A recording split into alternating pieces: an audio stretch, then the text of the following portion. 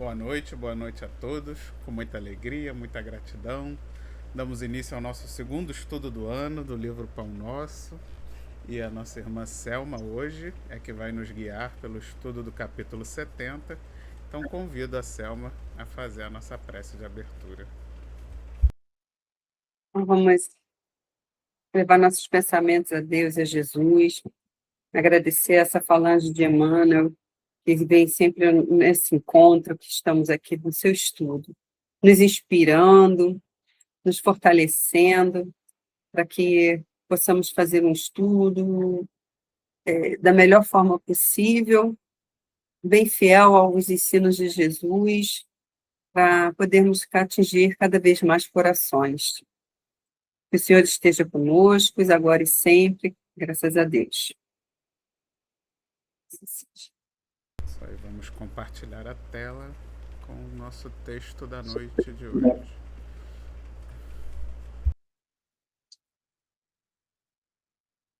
Bom, então, o que nós vamos hoje falar, né? O estudo do Pão Nosso é o capítulo 70, que fala sobre elogios.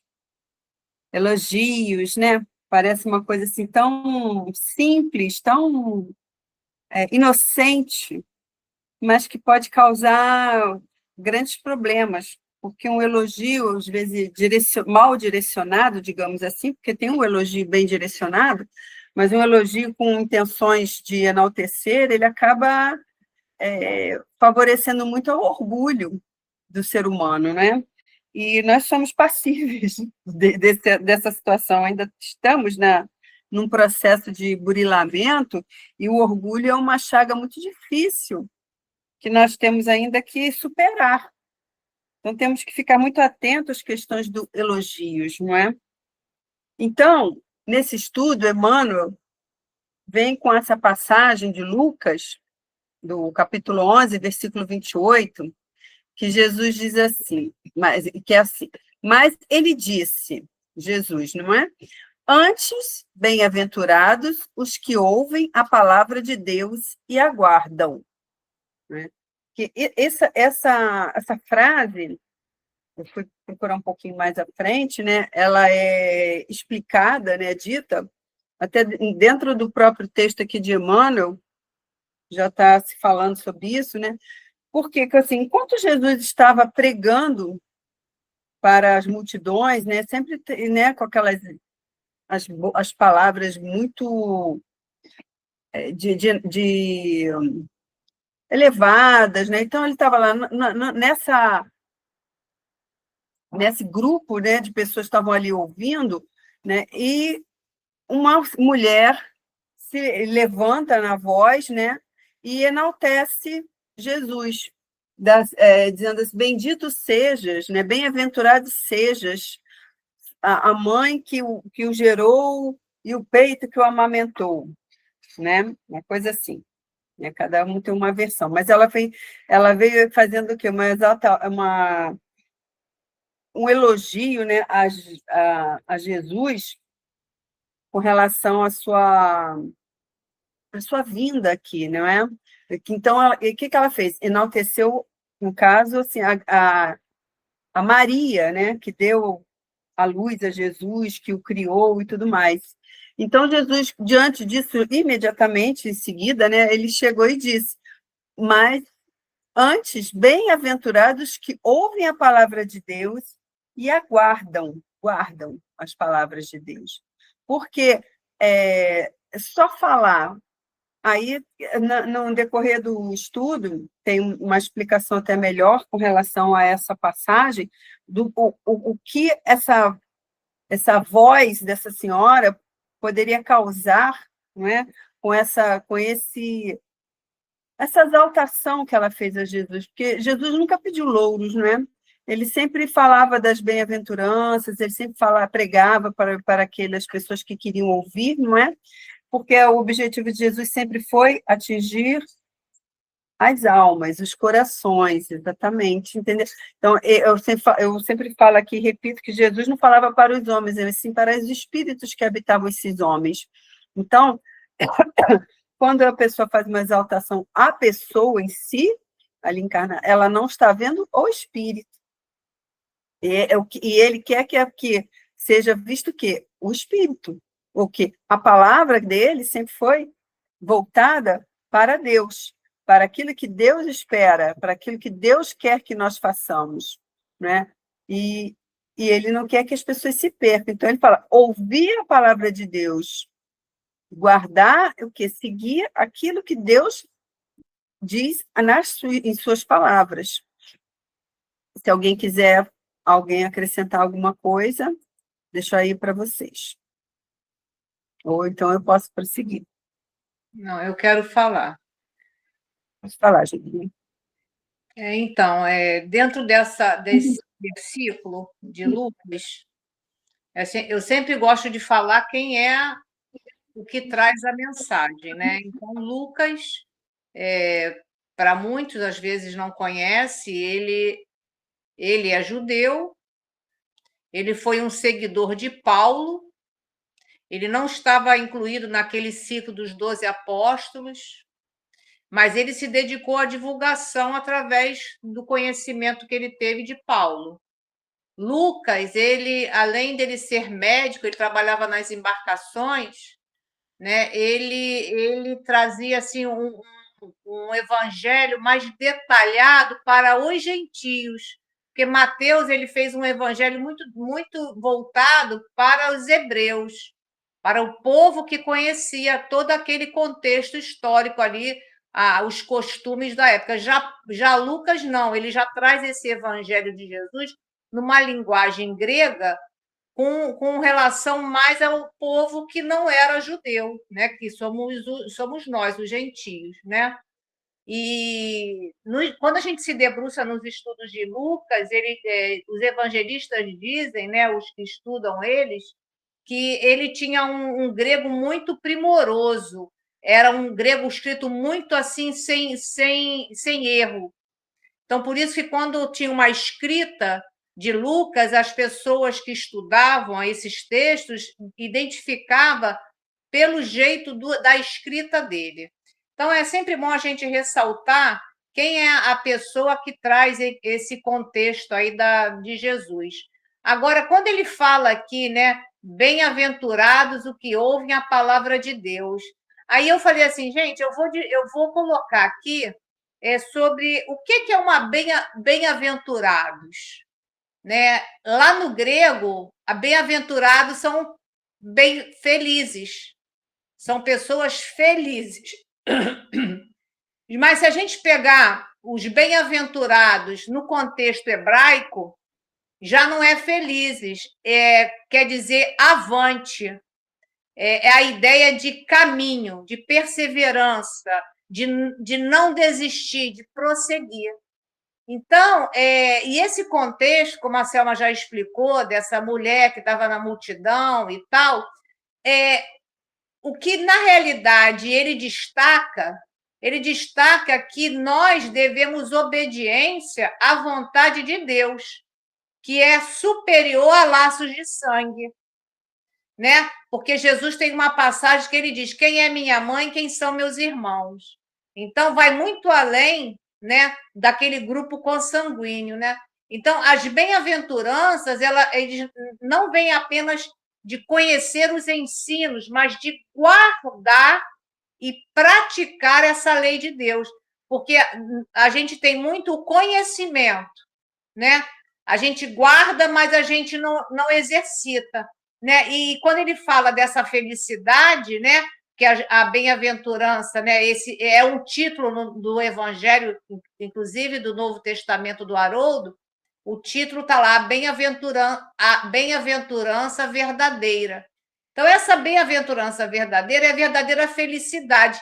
E a verdadeira felicidade é fruto do quê?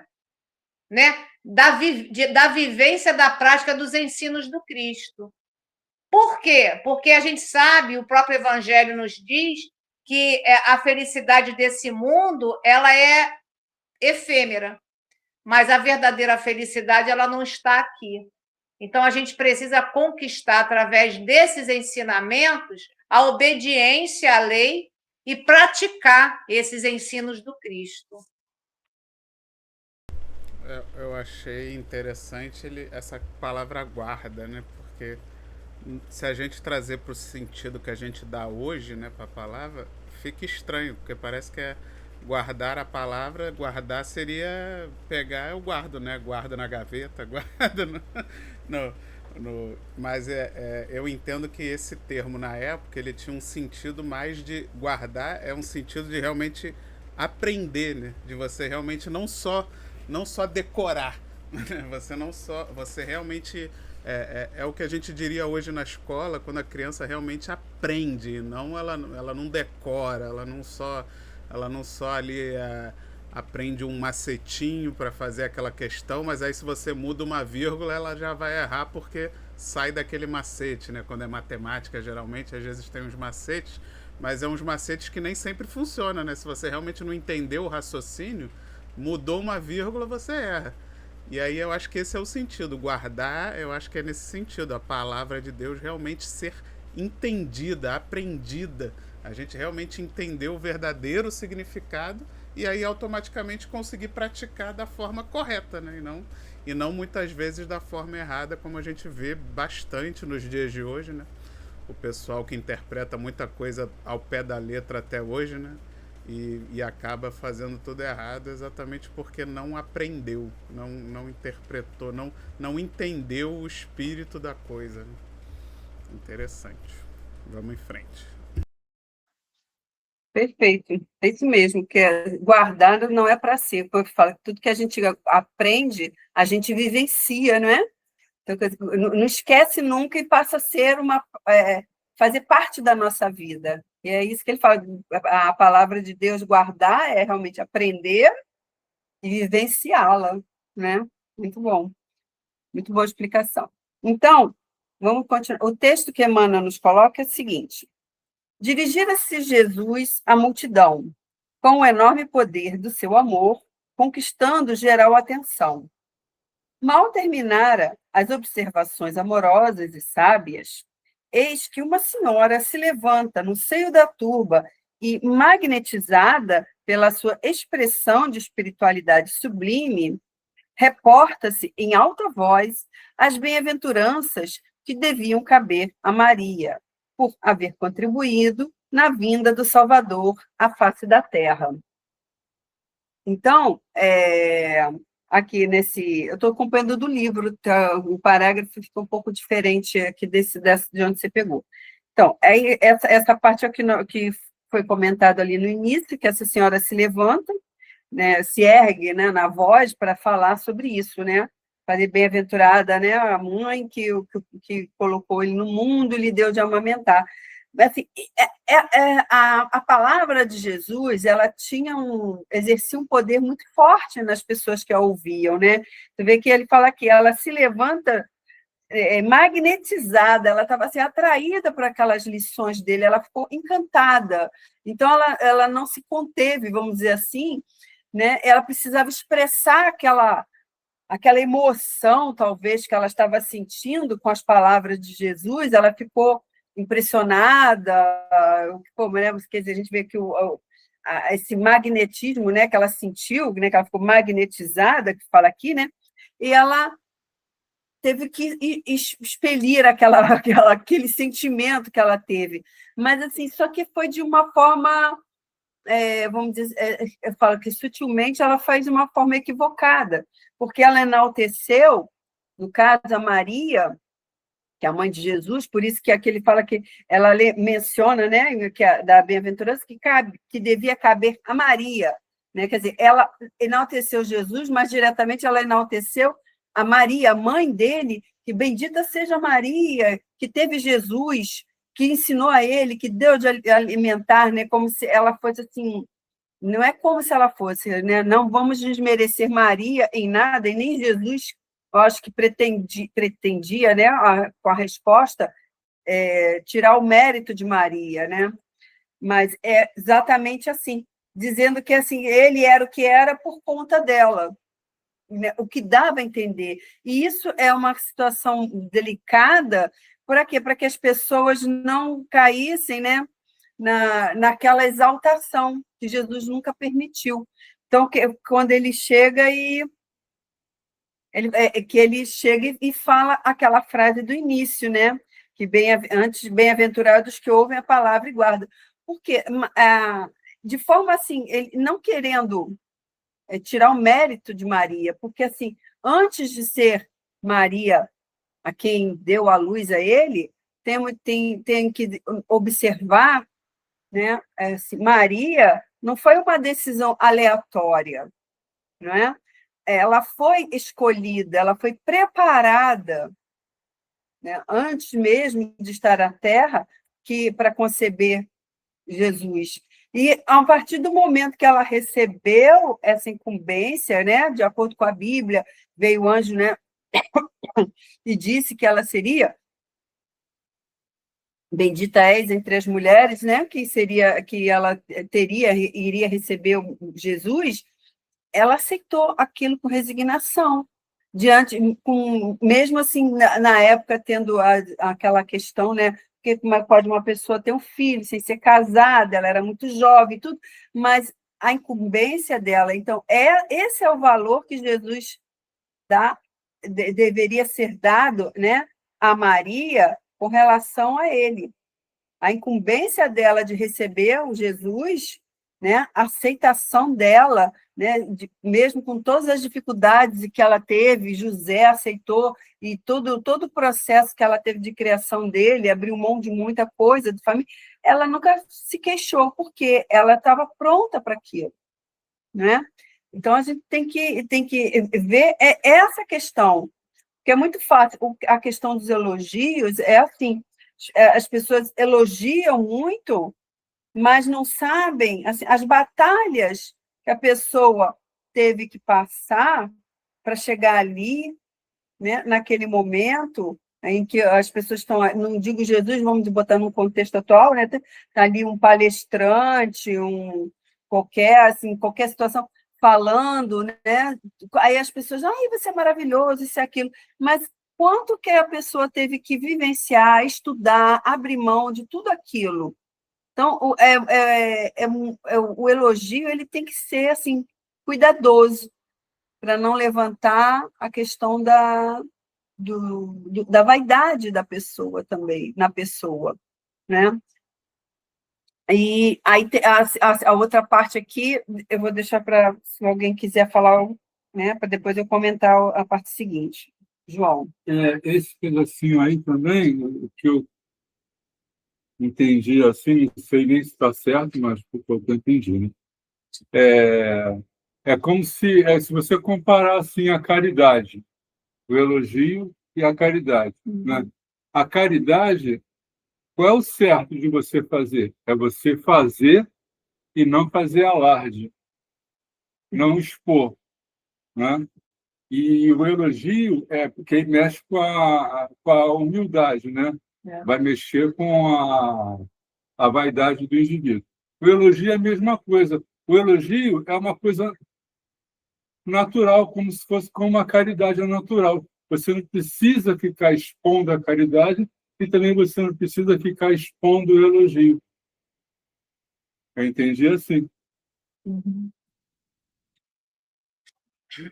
Eu vou separar nesse texto, quando o Emmanuel coloca, quando Jesus se dirigia a essa multidão daquele momento, e a gente traz essa ideia para o nosso dia, né, atual. Ele diz que com o enorme poder do seu amor. E ele conquistava a atenção, né? E aí, mais abaixo, ele fala desse magnetismo, né? Primeiro que a autoridade de Jesus não era uma autoridade com a violência, né? Que muitos, né, estão nos poderes e a sua autoridade é isso, é o poder, a violência, a imposição. Mas Jesus ele trazia o amor. E esse amor que vai inspirar e elevar. E esse amor conduz o quê? A fraternidade, a solidariedade, né? E a gente sabe, né, que, através da codificação, que Jesus é o nosso guia e nosso modelo. porque ele é o amor, né? E quando ele traz a figura de Deus como papai, né? E traz esse Deus de amor, né? Que não é aquele que pune, é aquele que ama, mesmo esses filhos que ainda rebelde como nós o somos. Então, quando diz que essa senhora ali no meio da multidão exaltando Maria, né? Ela viu por um ângulo. Só que Jesus ele traz a compreensão para que a gente saia de um ângulo estreito dessa nossa visão, né? Tanto daquela época como hoje, para que a gente possa ver um pouco mais, porque tudo está dentro da permissão de Deus. Porque se Maria é a mãe dele, ela é mãe dele pela permissão do alto, igual Paulo. Paulo era um vaso escolhido. Os apóstolos foram escolhidos, os discípulos de Jesus. Nada ali foi por acaso. Eu vou escolher esse. Não. Tudo aquilo ali fazia parte de todo esse trabalho que seria conquistado naquele momento e ainda hoje, 2025 anos, 26 anos, a gente ainda tem a concepção de todo esse trabalho de Jesus. Então, quando ele fala desse magnetismo, né, que ela ficou assim hipnotizada, né? O que a gente traz aqui? Esse magnetismo de Jesus é o quê? É uma força pessoal, né? A gente não tem nem como entender Jesus. É a mesma coisa quando a gente estuda sobre Deus no Espiritismo. Quem é Deus? A gente fala para saber o que ele não pode ser. Na realidade, a gente fala de Jesus, mas a gente não tem condição de entender esse espírito, porque é o espírito mais puro que esteve na Terra, né? Então, esse magnetismo é essa força, né? Afetuosa, é uma força divina, é o grau de pureza espiritual, é esse amor, essa conexão com o Criador. Então, é isso que magnetizava a turba, né? Que era a multidão, né? E a gente depois, mais adiante, quando os discípulos vão fazer o trabalho operoso dos ensinamentos de Jesus, diz que Pedro, quando passava através dos doentes, a sombra dele curava, que não deixa de ser o magnetismo. Então, só para a gente poder entender esse magnetismo, se Pedro, o rebelde dos discípulos, né, igual a nós, né, que cortou lá a orelha do soldado quando foi contrariado, né, quando iam prender Jesus, ele mais adiante ele curava com a própria sombra. Agora imagina esse poder que Jesus tinha. E quando ele fala da mãe, né, quando a Selma já explicou uma parte, ele não desmerece Maria, né, mas ele redireciona esse foco do louvor, né, para um louvor o que mais espiritual, não ficar muito focado no ventre, no peito, mas sim numa coisa mais elevada, né? Então, Maria é exaltada não apenas por ter sido o veículo físico para ele vir, mas porque por ela ter compreendido, aceito e praticado a palavra de Deus. Porque em nenhum momento ela questionou. Por que eu? Não, mas eu sou jovem. Não. Qual foi a frase de Maria para o anjo Gabriel? Faça-se em mim segundo a tua palavra. Então, essa é a grandeza de Maria, né? Ela é tão soberana, um espírito tão elevado, que Jesus dá a ela para que ela possa ajudar no mundo espiritual os irmãos suicidas. Então, a grandeza desse espírito acolhedor, materno, singelo, amoroso, né? Mas nesse momento aqui, junto à turba, ele só quis tirar o foco do elogio do ser, mas abrangendo uma coisa mais espiritual. Perfeito, Júlia, exatamente. Porque realmente quem lê de primeira esse parágrafo parece que Jesus está dizendo que está menosprezando Maria, mas é exatamente o contrário. Ele está dizendo que as pessoas estão exaltando o lado errado de Maria, porque ela não era importante por ter dado peito, por ter dado barriga, porque, na verdade, ele mostra o importante era ela ser um espírito já tão evoluído e já ter, né, guardado, como a gente falou anteriormente, os ensinamentos de Deus, já inclusive em vidas anteriores, e nessa encarnação onde ela veio preparada para receber Jesus, era por mérito de já ter guardado essas leis divinas antes. E aí, na verdade, a parte material em si não era o principal. Aquilo ali foi o que você falou, foi só um Jesus podia ser criado por qualquer pessoa, não nascido, né? Porque o corpo físico dele precisava da matéria mais perfeita da Terra para conseguir existir aqui na Terra, mas criado, né? Assim, receber criação de uma mulher, de um pai, de uma mãe, ele podia ser criado pelo maior facínora da Terra, que ele não ia ser um facínora. Ele já é um espírito puro, né? Jesus não precisava da influência de pais materiais para ser alguém bom.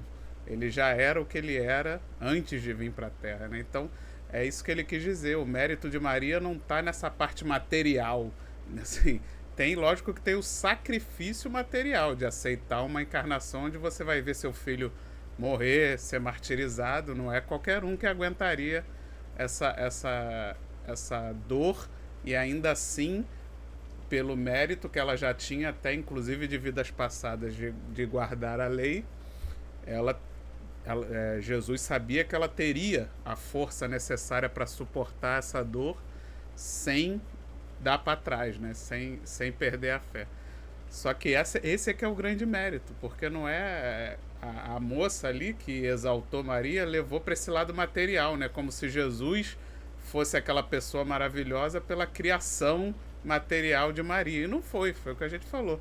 Jesus podia nem ter pai e mãe, que ele seria perfeito, porque ele já era um espírito perfeito, né? Em termos assim, digo em termos morais, né? Morais e intelectuais.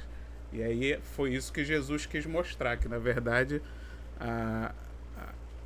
o que mais importa é o espírito e não essa questão material, né? Principalmente se tratando de Jesus e de Maria, né?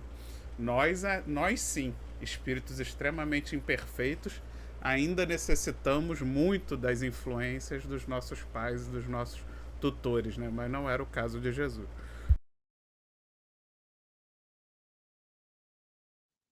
Verdade. Continuando, então, mas prestamente, na perfeita compreensão das consequências infelizes que poderiam advir da atitude impensada, responde o mestre que, antes de tudo, serão bem-aventurados os que ouvem a revelação de Deus e lhe praticam os ensinamentos, observando-lhe os princípios. Viu? Quer dizer, o guardar aí que o Vitor falou, muito bem colocado, né? Quer dizer, guardou, praticar esses ensinamentos observando-lhe os princípios. Então, como Jesus disse, ele, prontamente ele pegou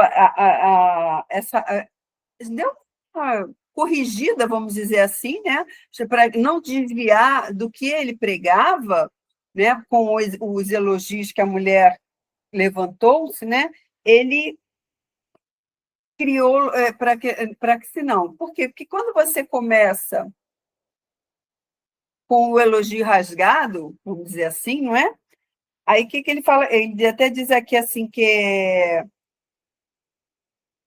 poderiam resultar de atitudes impensadas. As pessoas começam assim, aí você faz um elogio rasgado, aí as pessoas começam, oh, puxa, é mesmo, ai, Jesus, que bom, ai, Jesus está aqui entre nós, e começa a exaltação, né, e tudo mais. Então, ele não queria que a situação fosse cambar para esse lado, né? Ele queria a questão mais espiritual, como a Júlia falou também, entendeu? Então, ele fez essa frase, né, essa palavra que ele colocou, né, dizendo exatamente isso, que é para ouvir a revelação de Deus, praticar os ensinamentos, observando-lhe os princípios, para que as pessoas voltassem o foco naquilo que ele falava. Que o importante era o que Deus estava, o que ele estava revelando de Deus para eles, lá que estavam ouvindo esses ensinamentos, né? Justamente falando para os corações, falando para as almas, mas e não olhando no aspecto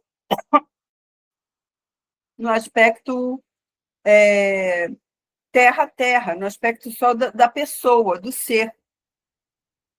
O que acontece, a gente ouve, né, por aí, vê e ouve em alguns lugares, independente, isso não é de ser dirigentes de casas espíritas, de pastores evangélicos e outras, né, que acabam assim, os seus fiéis, né, as pessoas que estão ali ouvindo, um palestrante, que seja, eles falam coisas, eles estão ali pregando, estão ali, né, ensinando alguma coisa, e as pessoas ficam muito deslumbradas quando dizem algo que toca elas, né? Então, aquilo aí a pessoa tende a levar aquele objeto de satisfação para aquela pessoa que está ali falando no momento. Aí fica, né? Porque ele é maravilhoso, que não sei o quê, aí quer fazer tudo pelaquela pessoa, como se ela fosse a detentora daquela palavra que está causando esse impacto na pessoa, quando, na verdade, a palavra não é dele, ele é um mensageiro, como o Chico sempre falava, né, da forma muito humilde, eu sou apenas um mensageiro. Quando as pessoas chegavam para ele, né, Chico, muito obrigada, agradecendo tudo, o Chico era muito avesso a esses elogios, e ele dizia que ele era apenas um mensageiro, ele era o carteiro nas cartas psicografadas, não é? Para que ele não ficasse com os louros. E a mesma coisa acontece nessas outras situações, que as pessoas ficam exaltando o palestrante, o dirigente, o pastor, tudo, quando, na verdade, eles são apenas o quê? Os mensageiros.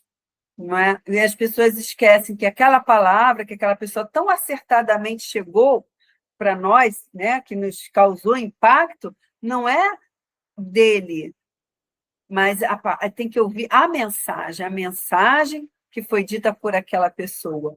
E às vezes se confundem muito. Aí é onde vai a situação perigosa do elogio. Você pode elogiar a pessoa por ter explicado tão bem aquelas palavras que tocou o seu coração, agradecer a ele pelo estudo que ele levou para nós, que nos esclareceu quanto à palavra e tal, mas não, elas dizem, você é maravilhoso, você diz tudo que a gente precisa ouvir, que não sei, entendeu? Aí tem uma diferença, essa diferença. Porque sem fulano nessa casa ela não andava. Tem coisas assim, e não é dessa forma. Existe todo um conjunto, não só na matéria, mas no plano espiritual, para que tudo funcione perfeitamente. E é isso que falta um pouquinho, né, da humildade, como disse João, das pessoas entenderem isso, né, e tratarem com isso, o elogio de uma forma mais assertiva, né? Para que não caia nessa questão de elogiar e ficar massageando o ego do que está ali na frente, pregando, palestrando, o que seja, né? E para que ele se sinta vaidoso, ou orgulhoso, né? Ou às vezes até muito constrangido pelo elogio, como o Chico sentia, né? Então é preciso observar que são todos mensageiros apenas, né? Muito bom, muito bem preparados, mas são mensageiros, né? E Jesus também era um mensageiro, com grande superioridade moral, não deixava se levar pelos elogios, né? E levando sempre o foco que nas palavras de Deus, para que as pessoas aprendessem os ensinamentos de Deus, né? Para que elas não caíssem nessas armadilhas, né? Que são essas coisas, as paixões terrenas, da exaltação da vaidade, do orgulho, né, e tudo mais. Deixo para vocês comentarem. Dessa parte, quando ele diz, né, para a perfeita compreensão das consequências, né, e consequências infelizes. Porque essa consequência infeliz não era por Jesus, né? Porque, como a Selma está dizendo aí, seria o palestrante se comprometer com esse elogio. Nesse caso, essa compreensão, né, dessa consequência infeliz seria para aqueles que estão ali, a multidão que ouvia, né? E, de repente, a mulher faz esse adendo ali com relação à maternidade, né?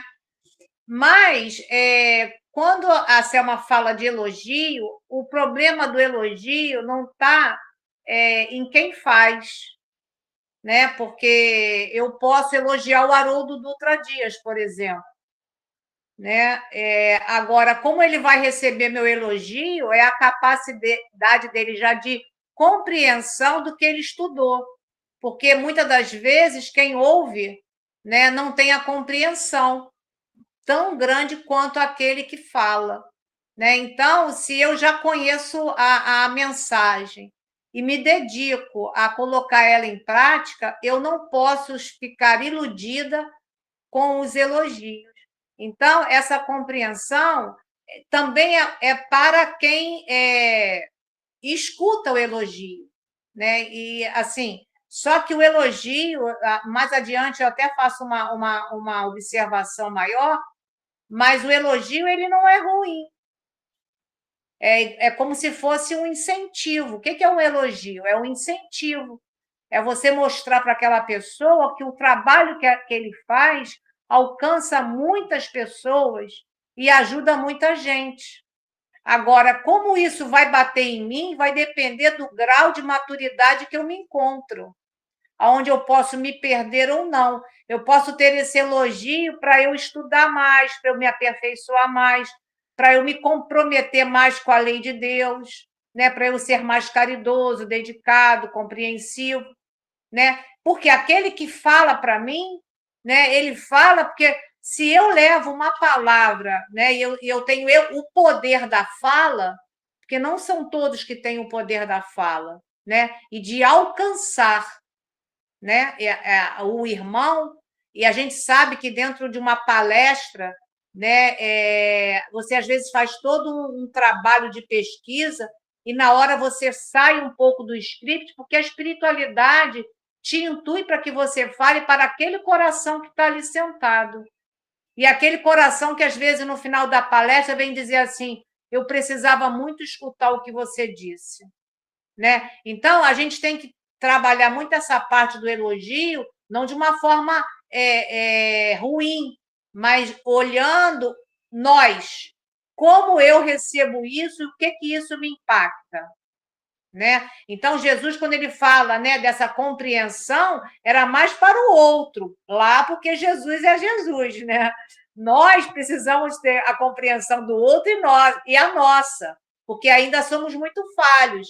Agora, a gente não pode esquecer que a gente está numa qualidade de filhos de Deus. Todos somos iguais perante Deus. Um pouco mais evoluído ou não, somos todos irmãos, né? E naquele momento, Jesus ele queria mostrar que esse irmão, né, está além da fronteira do próprio lar, do corpo físico, do ventre, do seio, né? Então, ele faz o quê? Para que a gente possa se esforçar, por isso que ele fala dessa bem-aventurança, para a gente guardar os ensinos e praticar. Por quê? Porque a gente precisa se esforçar no sentido de ser discípulos sinceros. E ser discípulo sincero não é coisa pouca, não. Porque a gente precisa praticar a lei de amor de justiça e de caridade.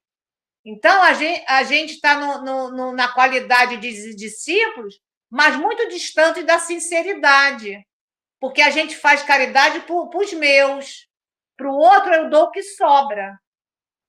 Eu faço justiça quando é para mim, para o outro pode ser injustiça, não tem problema, não está me afetando. Então, ainda precisamos ter esse olhar. E aí Jesus faz com que aquela multidão, naquele momento, tenha uma compreensão maior de irmandade, né? Sermos realmente irmãos.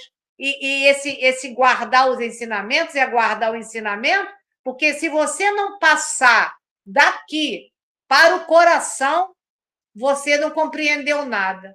E você precisa primeiro compreender para que você possa distribuir, ou seja, dividir, somar, multiplicar com relação, principalmente, os ensinos do Mestre Jesus.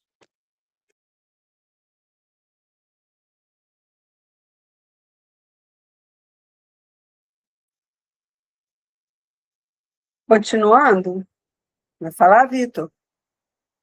Então, a passagem constitui esclarecimento vivo para que não se amorteça entre os discípulos sinceros a campanha contra o elogio pessoal, veneno das obras mais santas a sufocar-lhes propósitos e esperanças.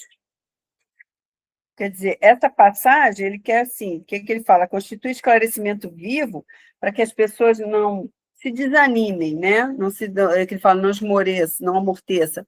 Ele fala, os discípulos sinceros somos nós, aqueles sinceros mesmo que estão ali seguindo o que Jesus está pregando, né? Então, ele não quer que essas pessoas que ali escutem, né, elas, né, se acabam se desanimando, saindo até do foco principal, né? Então, que ele fala, a campanha contra o elogio pessoal, que é o veneno das obras mais santas, a sufocar-lhes propósitos e esperanças, né? Exatamente, não é só a quem fala, mas é quem recebe, claro, porque é o que fica. Então, além daquele que faz o elogio, tem que ter o cuidado com as palavras, é muito importante que o que recebe, né, não se deixar levar pelo elogio, né, para que ele não se torne realmente esse veneno que contamina, né, a pessoa com a vaidade, com o orgulho, aí ficar na soberba, se achando a última bolacha do pacote, porque só ele que sabe fazer isso, só ele que sabe falar dessa forma, de arrastar multidões, quando não é esse o propósito, não é? Eu continuo ali na linha falando que a pessoa que está ali, ela está dizendo aquilo que precisamos ouvir, mas ela foi inspirada. Ela não sabe que eu estou ali precisando ouvir aquilo que ela está me dizendo. Tá? Isso vem da inspiração, isso vem do alto. Ele é um mensageiro. Então, não pode se deixar levar pelos elogios que são muito supérfluos, não é? E nós estamos aqui, nós estamos ouvindo, né, uma palestra ou um culto, o que seja, né, para aprender, ouvir o que é a palavra de Deus. Não é a palavra do fulano que está ali na frente. A palavra de Deus dita pelo fulano. Isso é importante.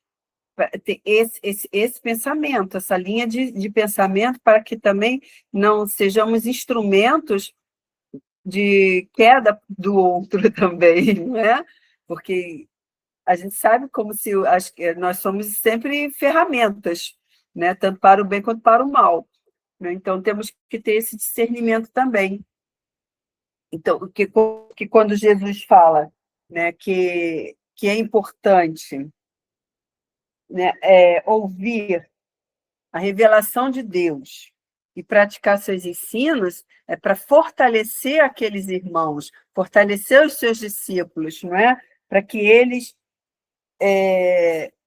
entendam essa palavra e sigam a palavra, sem deixar se levar pelos elogios pessoais. que é o que ele diz aqui, a campanha contra que é o veneno das obras santas. Que, ainda estamos nesse processo, né, de caminhada difícil, né, para aprendermos. Jesus, ele já não tinha mais passar por essas situações, né? Ele não deixava levar por elogios ou por exaltações, né? Tem uma passagem aqui do livro Fonte Viva, que para sirvamos ao bem, que Jesus fala assim, Jesus, não obstante conhecer a força da verdade que trazia consigo, não se prevaleceu da sua superioridade para humilhar ou ferir. Ele nunca, em momento algum, ele se levantou, chamou a atenção da pessoa que ela estava falando coisa que não tinha propósito, nem nada disso. Ele pegava uma outra palavra para que passasse, para entender que aquele não era o momento daquilo, e sim de Deus. Sempre, né, como ele falou lá em cima, né? Antes, bem-aventurados os que ouvem as palavras de Deus.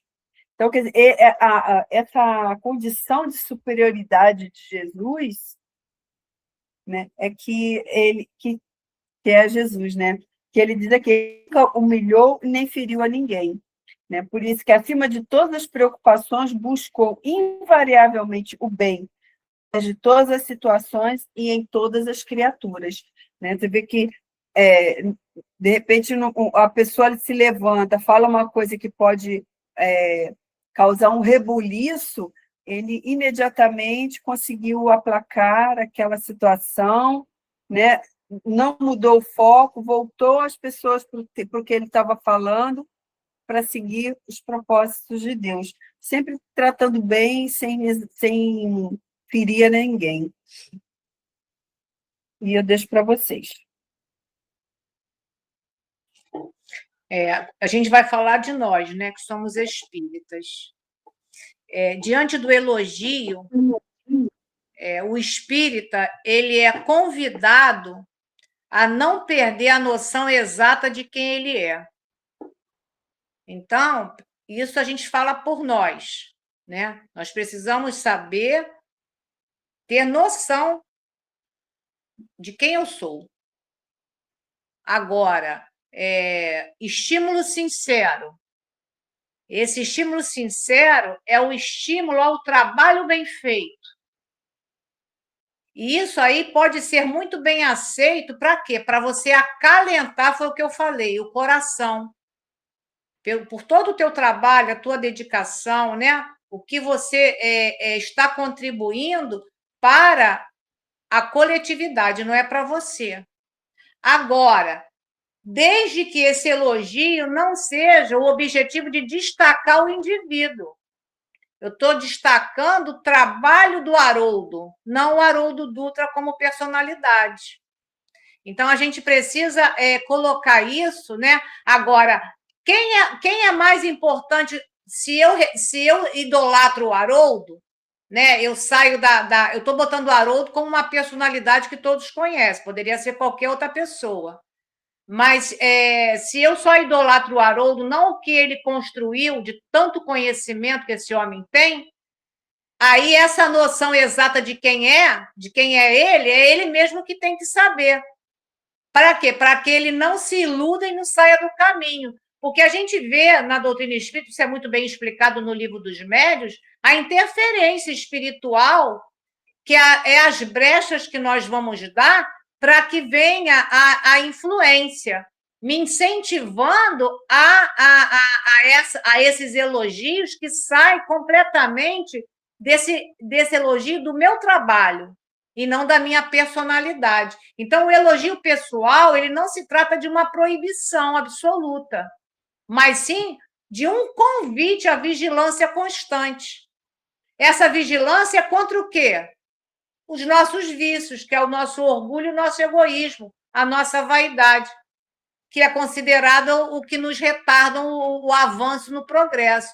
Então, se a gente tem consciência do meu papel como ser encarnado no progresso evolutivo, eu vou destacar esse elogio que eu recebo, sim, do meu trabalho, do meu esforço, da minha dedicação, porque quando você vai fazer um trabalho, principalmente uma palestra, um estudo, você se dedica horas a isso, né? E quando eu digo Haroldo, é um cara que estudou grego, hebraico, conhece o judaísmo, conhece os evangelhos, o Novo Testamento, o Velho Testamento, fala de qualquer salmo. É um cara que você tem que reverenciar, primeiro pela dedicação desse homem, porque ele é juiz, ele tem família, ele é pai, ele tem todo um trabalho na sociedade. Então, quando a gente fala, a gente reverencia uma pessoa que se dedicou de corpo e alma a uma doutrina espírita.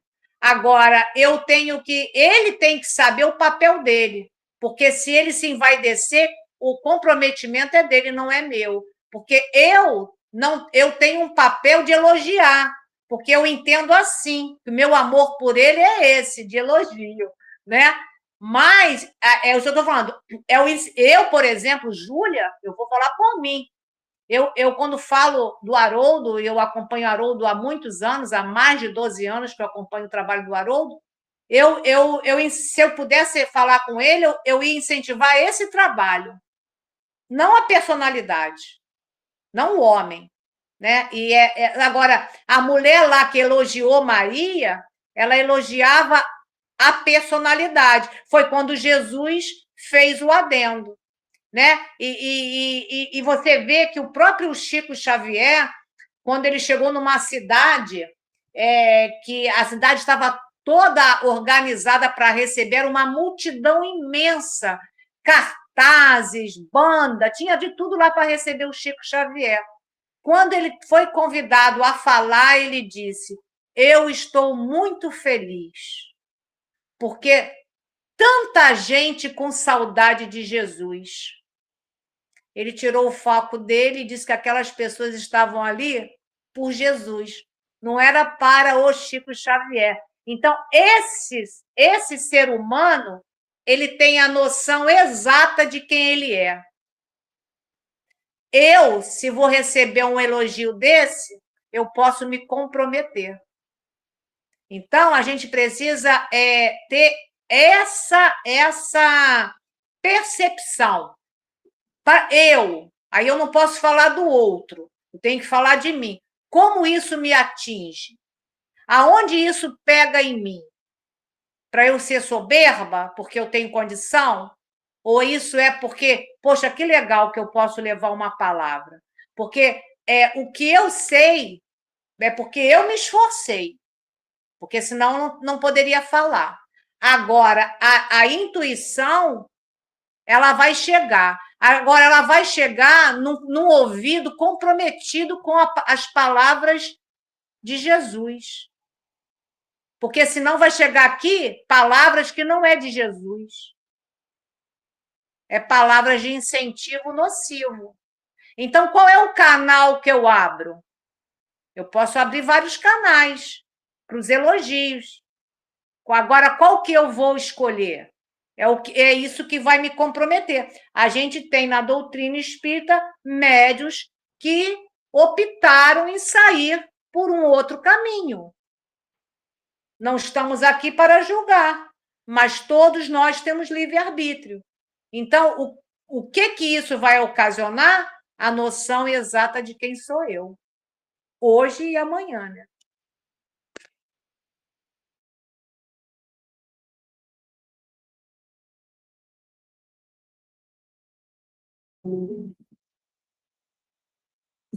Se admiras companheiro que se categoriza a teus olhos por trabalhador fiel, bem, não o perturbes com palavras das quais o mundo tem abusado muitas vezes, construindo frases superficiais no perigoso festim da lisonja.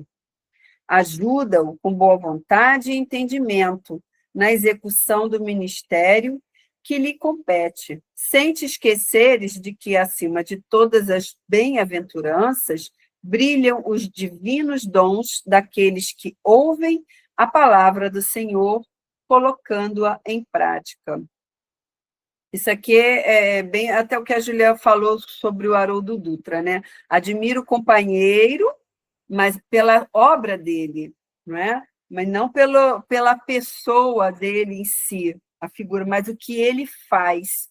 Então, é dessa forma que ele fala, é o que ela falou, se tivesse a oportunidade, ela iria elogiá-lo como incentivo do que ele faz, e não a pessoa dele, é que você é maravilhoso, é um juiz, é isso, é aquilo, é exaltação total. Não, ela iria falar do trabalho todo que ele faz, que é importante para uma coletividade. Isso é importante, é o trabalho que a pessoa faz por uma coletividade. Né? E aí, essa é a forma, vamos dizer, até justa, correta, de se elogiar alguém. Né? E, então, ele fala que ajuda de boa vontade e entendimento na execução do ministério que lhe compete. Quer dizer, elogiando o seu trabalho, né? Como faz. Sem te esquecer de que, acima de todas as bem-aventuranças, brilham os divinos dons daqueles que ouvem a palavra do Senhor, colocando-a em prática, que é muito importante também para nós, que somos ouvintes, né? Admirarmos, sim, mas ouvir e guardar, né? Esse é importante. Você está vendo a pessoa, ouvindo e admirando aquilo, tudo que ela fala, mas guardar essas palavras, não é guardar na gaveta, mas é guardar nos ferrolhos da alma e usar essas palavras na sua vida. Isso é importante. A humildade aqui, o João falou lá na frente, né, da caridade, isso tem muito também com a humildade, ela faz parte disso, da pessoa que ouve o elogio e aceita, né, com muita humildade, e até se desvencilha, como o Chico faz, né, sempre fez, né, e como a Júlia contou desse caso, ele se desvencilhou daquele tudo em cima dele e botou foco em Jesus, né? Então, a humildade ela é primordial nesse assunto aqui. O elogio, eu posso elogiar quem eu quiser, a maneira que a pessoa recebe é que cabe a ela como usar, né? E a humildade é importante. Isso remete àquela história do Kardec, do Evangelho, acho que lembro que falou daquele que se coloca diante de uma festa, que se coloca à frente na mesa, que aí lá na reunião quer se colocar à frente de todos, se achando importante. Né?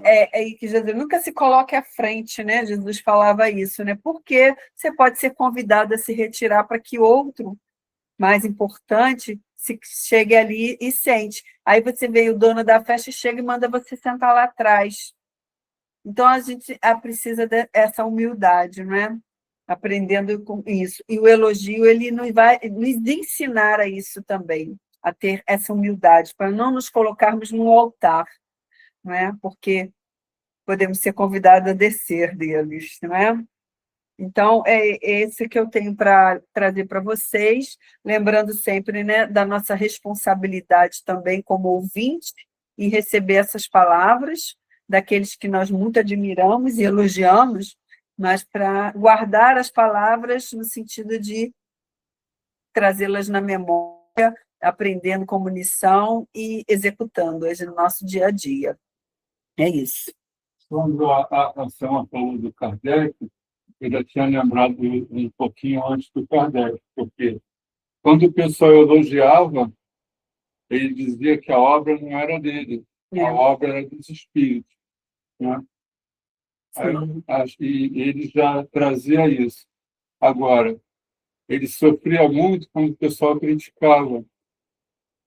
Também, né, se ele fosse assim, meio aquele falar, que vai criticar a obra dos espíritos. Não, ele ficava na dele e segurava a crítica, né? Mas quando vinha o elogio, ele dizia que era dos espíritos. Eu me lembro até do filme, né, Julinha, que quando ele tinha as médiuns que ajudavam ele, quando ele fez o livro, aquela médium queria que colocasse o nome dela na publicação, porque ela psicografava e tudo. Ah, mas está botando... E ele não botava o nome dele, ele era Allan Kardec, não era Denizar, né? Então, ela queria o quê? Os elogios, a responsabilidade daquilo que ela estava fazendo, e ele não, ele já, né, não queria que ele nem aparecesse, né? O que ele falou, a obra não é minha, era dos espíritos, nada daquilo era dele, tanto é que quando ele faz algum comentário, a gente vê nos livros, comentário de Kardec sempre está com um texto diferenciado, a fonte, né? Uma fonte menor, de uma forma diferente, para remeter que aquilo é palavras de Kardec, não dos espíritos, né? Pelo entendimento que ele tinha daquilo que os espíritos falavam. Então, ele nunca se exaltou, né, com aquilo que ele vinha dos espíritos, na verdade. Então, deixo para vocês. A gente sempre, quando fala da doutrina, a gente tem que sempre lembrar que a doutrina é dos espíritos, não é dos espíritas. Muitos ainda acham que a doutrina é dos espíritas, é dos espíritos, né? E Kardec, já que falou de Kardec, eu vou abrir um parêntese, porque Kardec ele era um pedagogo, ele era um professor muito conhecido, ele tinha vários livros publicados, como Hippolyte Léon Denis Rivaio. Ele era muito conhecido naquele século ali na França. É a mesma coisa, Haroldo Dutra Dias. Ele é conhecido, amanhã ou depois vai fazer uma obra junto com os espíritos, ele não pode botar lá Haroldo, porque todo mundo vai se referenciar à personalidade. Então, por que o próprio espírito chamado Zéfiro deu a ele esse nome de Allan Kardec? Sugeriu. Porque ele teve uma encarnação como um druida, na época dos celtas. Então, falou, olha, então vamos colocar teu nome como Allan Kardec, porque aí você se diferencia do Hippolyte, da sociedade, da parte do magistério, né? Que ele era muito conhecido. E quando eu fiz um estudo do Kardec e eu levantei os livros que ele publicou, tem livros usados até hoje do Hippolyte, interessante, né? São livros muito conhecidos não é do Kardec, é do Rivaio, né? Mas agora trazendo aqui para o nosso tema, e como a Selma falou, ele, o João, ele não, com isso ele não quis aparecer. Tipo, não, então já sou conhecido na França, agora vou ficar mais, né? Não. Agora, trazendo aqui para o final do nosso estudo de hoje, que eu tirei várias partes aqui, né? O trabalhador fiel, para a gente não pode se perturbar com as palavras. Aí eu coloquei assim, algumas palavras da Joana, porque eu gosto muito de trazer o que os espíritos falam, né? E vamos ver o que a Joana, tem 3 frases da Joana para a gente fechar o trabalho de hoje. Ela diz assim: seja refratário à lisonja, prefira uma verdade ácida a uma mentira adocicada. A outra frase da Joana: age com naturalidade, sendo sóbrio em tudo. Os homens que muito se exibem, quase sempre possuem pouco. As ações sóbrias dão paz ao espírito e alimentam o coração. Não te procures sobrecarregar com o supérfluo que os destaques humanos impõem, a fim de que isto não te perturbe a vida. Então, esses destaques podem sobrecarregar e aí vai perturbar a vida. Como é perturbar a vida? Eu saí do caminho reto que eu me propus nesta encarnação. Então, eu vou ser avaliado, né, diante de uma dificuldade se eu passar lá no exercício. Né? Vamos ver se ela já venceu isso aí que ela trouxe aí para a prova? E aí eu saio desse caminho, por quê? Porque eu me deixei, né, com esse supérfluo do mundo.